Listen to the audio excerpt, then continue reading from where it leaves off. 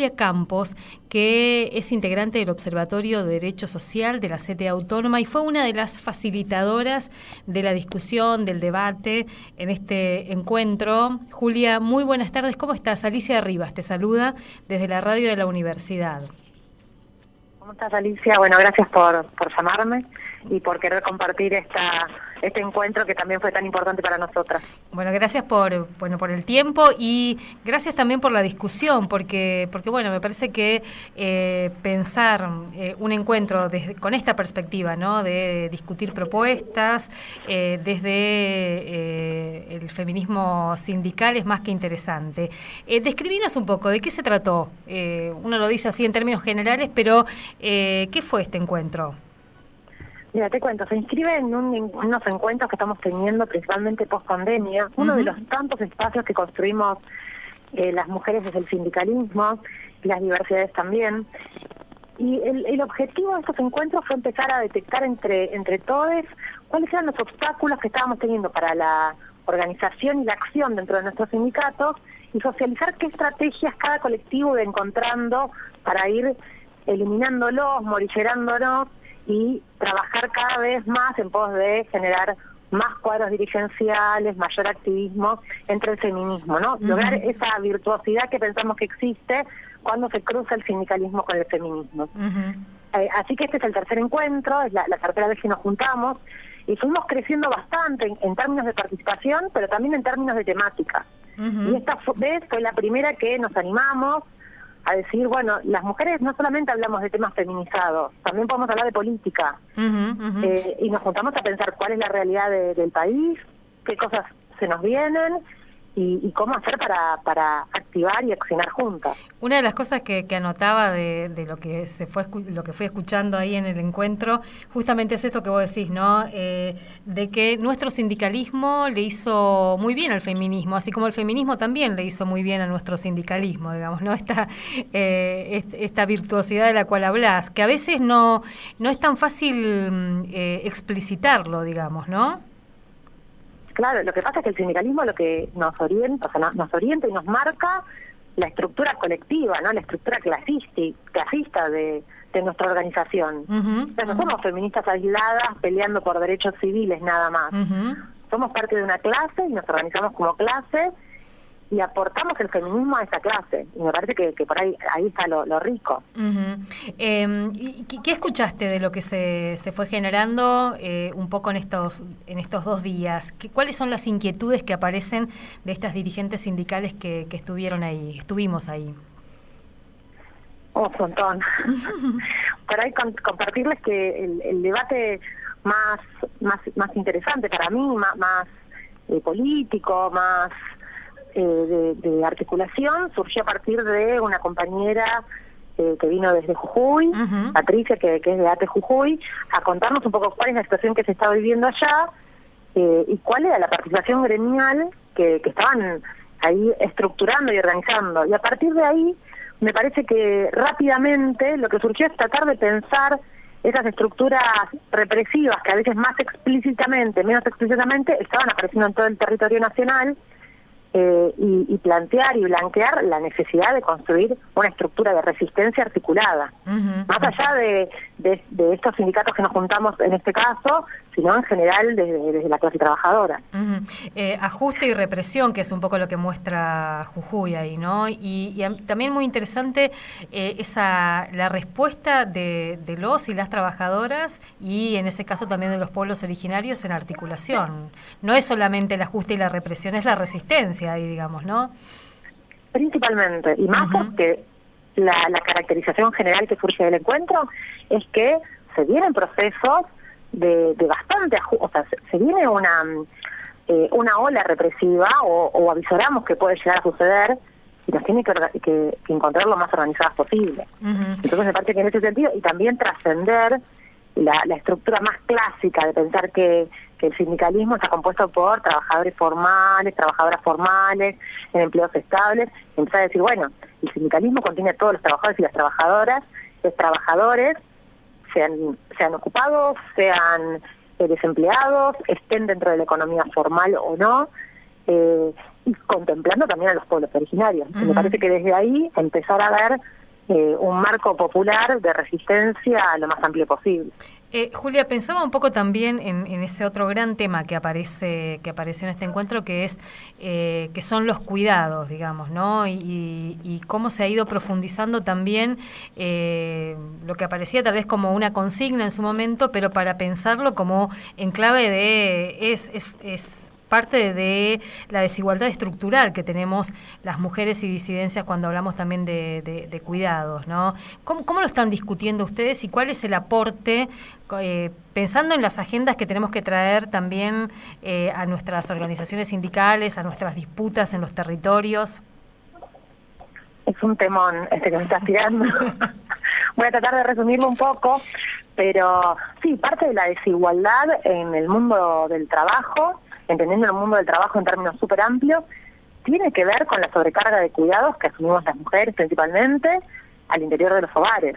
Entonces, poder visibilizar la carga real que implica este cuidado, la carga real en tiempos, pero también en dinero, en costos que implican, y visibilizarla y poder ponerla en juego a la hora de explicar todas las desigualdades a las que nos enfrentamos en el mundo del trabajo, la brecha salarial, la brecha de subocupación, la ocupación. Cuando pensamos todas las brechas, siempre por detrás lo que vamos a encontrar es una desigualdad creciente, explicada principalmente por las tareas de cuidado y cómo se nos estructuran como una doble jornada.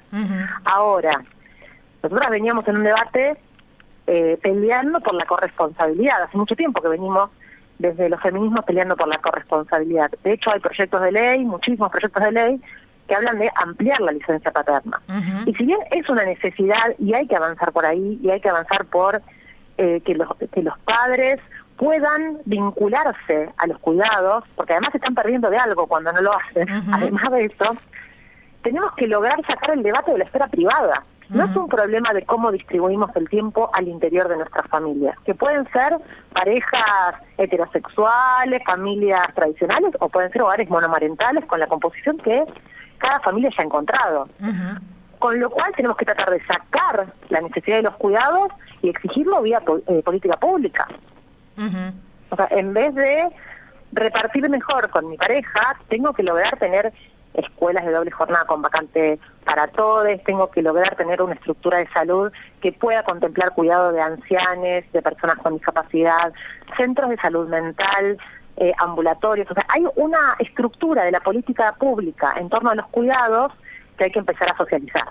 Hay que salir del debate de qué pasa en nuestras familias y exigirle al Estado que se haga cargo socialmente del cuidado. ¿Y ustedes detectaron que haya habido algún tipo de avances, alguna política pública que esté yendo hacia ese lugar, digamos, en los últimos años?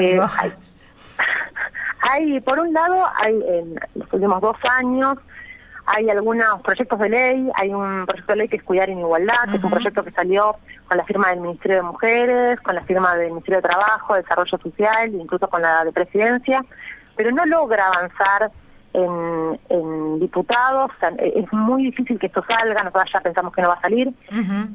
Pienso en la estructura de cuidados general, con deficiencias también, ¿no? Pero dentro de lo que tenemos realmente es algo a lo que podemos aspirar, y no está avanzando por ahí. Vemos algunos avances muy chicos ligados a la negociación colectiva.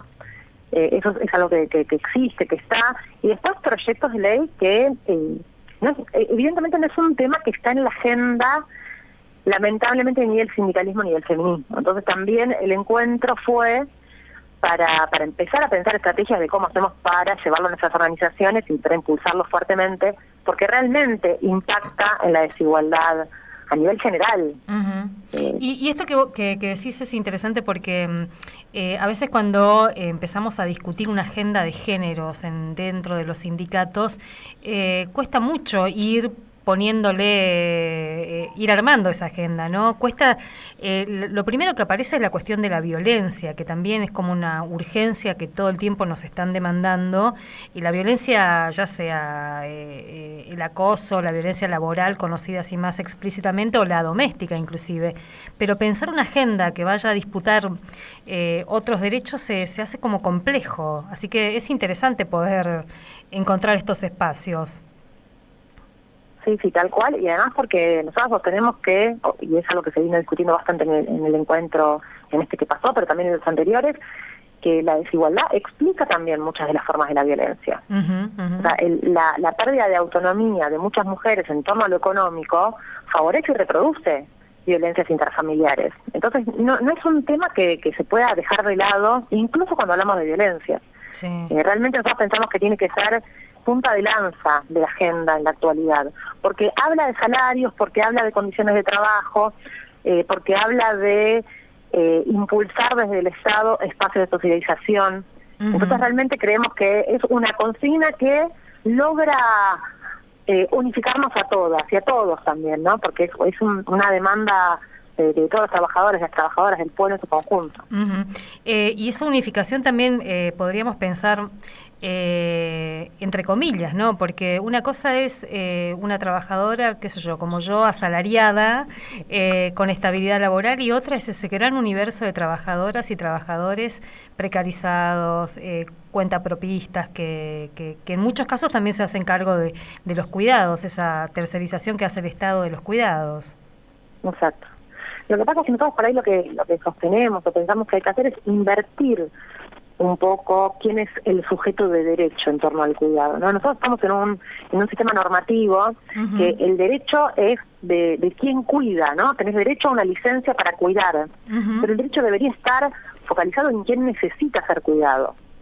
Obviamente que, o sea, el derecho es a cuidar, pero también a ser cuidado, y también a autocuidarnos. Me parece que cuando ponemos el eje en el derecho a ser cuidado, entonces ya no importa la relación contractual que tiene quien cuide. Es la garantía de un derecho a cualquier persona dentro de este sistema normativo. Como para ir pensando algunas, y obviamente el tema del autocuidado que está totalmente por fuera de los debates actuales y que es central, que por ahí las compañeras de salud, de educación, venían con la consigna de quién cuida a las que cuidan, que es tan potente también. Sí, totalmente. O aquellas trabajadoras que están dentro de los movimientos sociales haciéndose cargo de los merenderos, o del acompañamiento a víctimas de violencia también, sobrevivientes de violencia, ¿no? Que ahí aparece esto de quién las cuida también. Exacto. Sí, o los trabajadores también vinieron a los sindicatos de trabajadoras de casas particulares. Estas compañeras también dicen, nosotros nos la pasamos cuidando a otros, pero no podemos cuidar a nuestras propias familias. Entonces son contradicciones que aparecen y que poder compartirlas y poder socializar las estrategias que vamos construyendo para sortearlas es muy interesante. Julia, y entonces, ¿qué deberíamos, ¿qué cuestiones deberíamos problematizar cuando hablamos del cuidado? Algo de esto ustedes lo vienen como también aportando, digamos, ¿no? Pero ¿qué deberíamos pensar desde nuestros lugares de trabajadoras y también de dirigentes o militantes sindicales para discutir los cuidados? Bien, nosotros tenemos como un punteo de 8 principios, seguro que no me los voy a acordar ahora los 8, pero te voy contando algunos. Dale. El primero es desmaternalizar el cuidado. El cuidado no tenga como sujeto de cuidar a la madre, lograr estructuras que puedan variar quién cuida y cómo cuida. El otro es desbiologizar el cuidado, dejar de pensar en la familia tradicional biológica, porque las redes y las formas de cuidado van adquiriendo distintas formas, distintas estructuras. La otra es lograr pensar el cuidado en términos de integralidad. Y es pensar no solamente el cuidado en la primera infancia, sino el cuidado de una persona a lo largo de toda su vida. Con miles de situaciones que requieren cuidado, que no están estandarizadas ni están reguladas. Se habló bastante ahí de los ancianos, las ancianas, los adultos mayores, digamos, ¿no? Y las personas que están atravesando consumos problemáticos. Es como un universo. Todo esto queda por fuera de las leyes. Por ejemplo, en adultos mayores pensar grados de autonomía. No todos los adultos mayores necesitan la misma intervención en relación a cuidados. Entonces hay que pensar, hay que romperse la cabeza generando estructuras. Hay experiencias muy ricas en Uruguay, en otros países hay experiencias muy ricas para tomar y pensar, y nos parece que es un momento para hacerlo. Te cuento una más que digo, que es la que me acuerdo, que tiene que ver con socializar el cuidado. Y es esto que hablábamos al principio, de sacarlo de la esfera privada y volverlo público, ¿no? Y poder contabilizar las necesidades de cuidado que tenemos como sociedad, no como familia. y hacernos cargo de esas necesidades. Y ahí entra, por supuesto, todo lo que hablábamos anteriormente. No es simple pensarlo a veces, ¿no? Pero está bueno esos espacios para empezar a escuchar y a poner en palabras todas estas situaciones, porque nos permiten después avanzar hacia las propuestas. Así que, Julia, te agradezco un montón la posibilidad de charlar un ratito y también los disparadores y las inquietudes con que nos vinimos después de escucharte y escucharlas en estos días para pensar justamente cómo podemos ir profundizando las peleas que venimos dando para que las mujeres y disidencias también, sobre todo en el mundo del trabajo, podamos participar en mejores condiciones. No, yo te agradezco a vos, la verdad que para mí también es una oportunidad que me llames, poder seguir charlando y por supuesto a disposición como siempre. Bueno, ya vamos a generar las condiciones para que se puedan venir a visitarnos. Bueno, cómo no. Muchas gracias, Julia. Un abrazo. Te mando un beso grande. Hasta luego. Julia Campos integra el Observatorio Social de la CTA Autónoma, también parte del trabajo que vienen haciendo con la Fundación Rosa Luxemburgo, que permitió también de alguna manera la realización de este encuentro de feminismo sindical. Y en el caso del equipo de Julia, vienen trabajando y vienen analizando las distintas propuestas, desde la